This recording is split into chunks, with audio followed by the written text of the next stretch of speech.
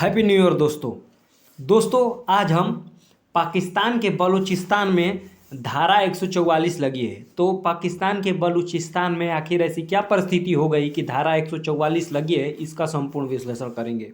तो दोस्तों, पाकिस्तान का एक बड़ा प्रोविंस है बलूचिस्तान, वहाँ पे धारा 144 लग गई है।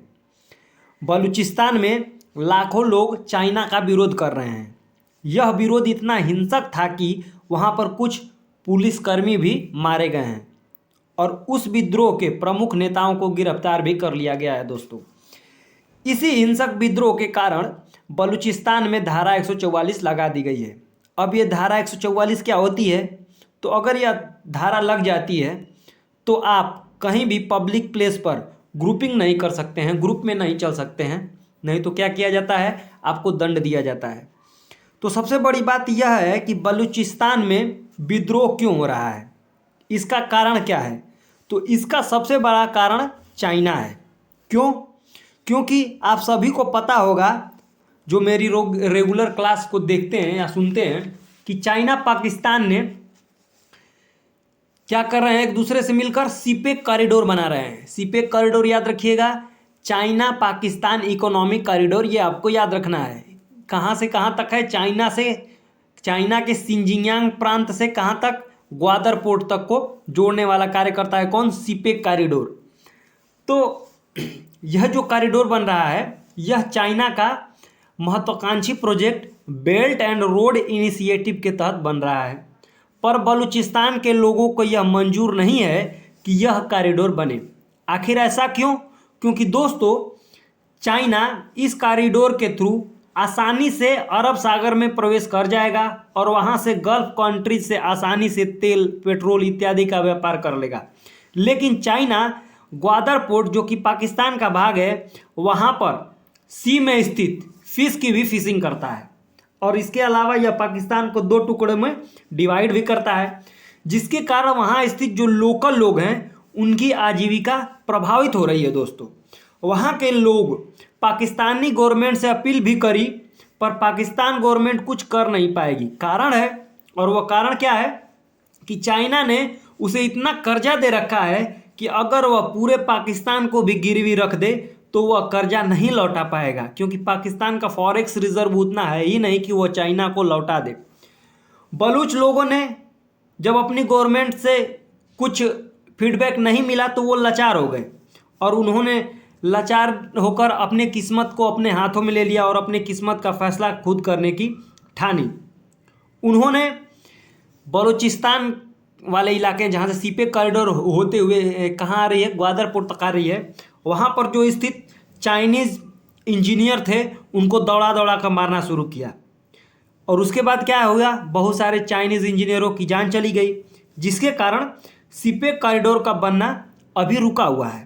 बलूचिस्तान ने कितनी बार भारत से मदद मांगी है कि आप हमारी मदद कर दीजिए, क्योंकि बलूचिस्तान सदैव पाकिस्तान से अलग होना चाहता है। जैसे कि 1971 में ईस्ट पाकिस्तान बोले तो आज बांग्लादेश 1971 ईस्वी में भारत की मदद से बना, वैसे ही बलूचिस्तान भारत से मदद मांगता रहता है कि आप हमारी मदद कर दीजिए, क्योंकि हम पाकिस्तान में बिल्कुल नहीं रहना चाहते हैं।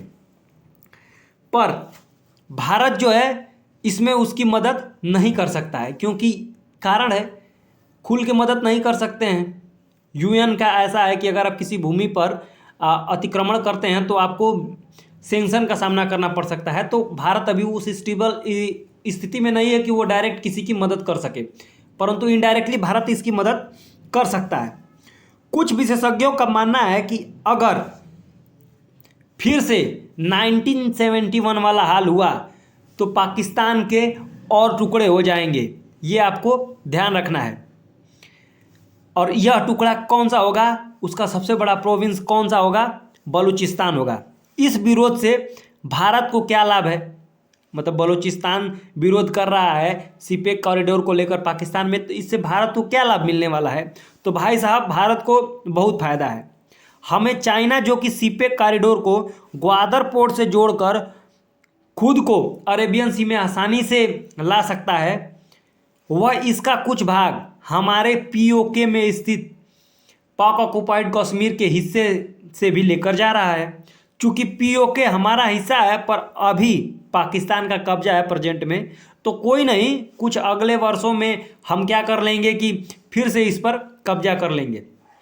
तो यह सीपेक कॉरिडोर भारत के सीमा क्षेत्र से जा रहा है, पर विद्रोह के कारण अब यह रुका हुआ है। तो भारत के लिए यह बहुत बड़ा प्रॉफिट है, क्योंकि देखिए जो पीओके वाला हिस्सा है उसमें पाकिस्तान ने कि भारत अटैक ना करे उसके डर के कारण वहाँ पर यूएसए आर्मी को पनाह दे रखी है, चाइनीज़ आर्मी को पनाह दे रखी है, और ये सीपेक कॉरिडोर भी बना रहा है। मतलब दो बड़े बड़े देशों की सेनाओं को उसने वहाँ पे रख रखा है। कारण है कि अगर पीओके में वो अकेला होता तो भारत अब तक क्या कर रहा होता, आक्रमण करके जीत चुका होता। यह पहले से इन लोगों को ज्ञात था कि भारत ऐसा करेगा, इसी के कारण से उसने क्या करा है कि अपने ही जमीन को, बोले तो भारत की वो जमीन है लेकिन जिस पर उसने कब्जा करा है, भारत के डर के कारण उसने, पाकिस्तान ने क्या करा है कि चाइना को दे दिया है, यूएसए को दे दिया है। दोस्तों चाइना की यह जो डेप्थ ट्रैप वाली पॉलिसी है, अगर कोई भी देश उसे जान बूझ कर न समझने का प्रयास करता है तो यह ठीक नहीं है। एग्जाम्पल के तौर पर श्रीलंका को देख लीजिए, उसने पाकिस्तान की इस हालत को देखा था। उसने देखा था कि पाकिस्तान ने चाइना से लोन लिया और चाइना से लोन लेने के बाद उसकी हालत क्या हुई, परंतु श्रीलंका ने इसे सबक नहीं लिया। उसने क्या करा, चाइना को कहा कि आप कोलंबो पोर्ट बनाइए। चाइना ने उसे लालच दिया कि कोलंबो पोर्ट बनाएंगे, आपके यहाँ टूरिस्ट आएंगे, आपको पैसे मिलेंगे। कोलंबो पोर्ट उसने बनाया, इतना उसको कर्जा दे दिया कि वह कर्जा लौटा ही नहीं पाया। कौन? श्रीलंका। उसके एवज में उसने क्या कर लिया, श्रीलंका का सबसे महत्वपूर्ण पोर्ट हम्बनटोटा पोर्ट, उसको क्या कर लिया, चाइना ने 99 साल के लिए लीज पर ले लिया। तो यह क्या है, चाइना का मास्टर प्लान है। यही करता है अपने डेब्ट ट्रैप नीति के तहत। डेब्ट नीति के तहत क्या करता है वो, यही करता है कि वह किसी देश को इतना अधिक लोन दे देता है, इतना ज़्यादा अधिक लोन दे देता है कि वह देश उसे चुका ही नहीं पाता है, और जब चुका नहीं पाता है तो उसके एवज में उस देश का जो महत्वपूर्ण हिस्सा है उस पर चाइना क्या कर लेता है, कब्जा कर लेता है। अभी अभी चाइना ने यह डील किसके साथ की है, बेल्ट एंड रोड इनिशिएटिव के साथ, नेपाल के साथ अभी अभी डील की है। उसने नेपाल में डील करी है कि नेपाल में वह क्या करेगा, नेपाल में रेलवे मार्ग बनाएगा। कहाँ तक? काठमांडू तक। और यह नेपाल के जो इस समय की प्रेजेंट गवर्नमेंट है, जो कम्युनिस्ट विचारधारा की है, वह उसे समझ में नहीं आ रहा है। वह खुश है कि हम जो है वो दो तरह से व्यापार करेंगे, एक भारत से भी हो जाएगा और एक क्या हो जाएगा, चाइना से भी हो जाएगा। परंतु उनको यह पता नहीं है कि भारत से जब वो व्यापार करते हैं तो वो फायदे में ही रहते हैं, जबकि वो चाइना से व्यापार करते हैं तो उनको घाटा ही जाता है। अगर यह मार्ग बन भी जाए तो वो घाटे में ही रहेंगे। लेकिन सबसे बड़ी उन लोगों की विडंबना ये है कि उन्हें यह समझ में नहीं आ रहा है, नेपाली भाइयों को या वहाँ की जो गवर्नमेंट है उनको, कि जो यह चाइना डेब्ट ट्रैप नीति है उसकी, यह बहुत ही खतरनाक है। वह उसमें फंसता जा रहा है और वह दिन दूर नहीं जब चाइना क्या करेगा, नेपाल के कुछ महत्वपूर्ण हिस्सों पर लीगल तौर पर इसलिए कह रहा हूँ क्योंकि आपको इतना डेब्ट दे देगा, इतना कर्जा दे देगा और उसमें ट्रैप कर लेगा आपको, और ट्रैप कर लेगा तो आपको कुछ ना कुछ उसके एवज में देना पड़ेगा, और उसी एवज के थ्रू आपका कुछ जो महत्वपूर्ण स्थान होगा वह ले लेगा। तो नेपाल के जरिए से देखा जाए तो सबसे महत्वपूर्ण स्थान उन लोगों का काठमांडू है, क्योंकि वहीं से सारा व्यापार देखा जाता है। श्रीलंका का हम्बनटोटा पोर्ट ले ही लिया है और ग्वादर पोर्ट पर उसका कब्जा है ही। तो अगर बलोच लोग जो कि चाइना का विद्रोह कर रहे हैं कि यहाँ से हट जाए, तो उसका मुख्य कारण है, और वहाँ पे धारा 144 लगने का भी मुख्य कारण क्या है, चाइना है। क्योंकि वो नहीं चाहते हैं कि चाइना वहाँ पर रहे, क्योंकि अगर कहीं भी चाइना जाता है तो वहाँ की वह केवल संसाधनों का यूज नहीं करता है, वहाँ के जो कल्चरल व्यवस्था है उसको भी पूरी तरह से नष्ट कर देता है, जैसे कि अंग्रेज़ों ने भारत में किया था।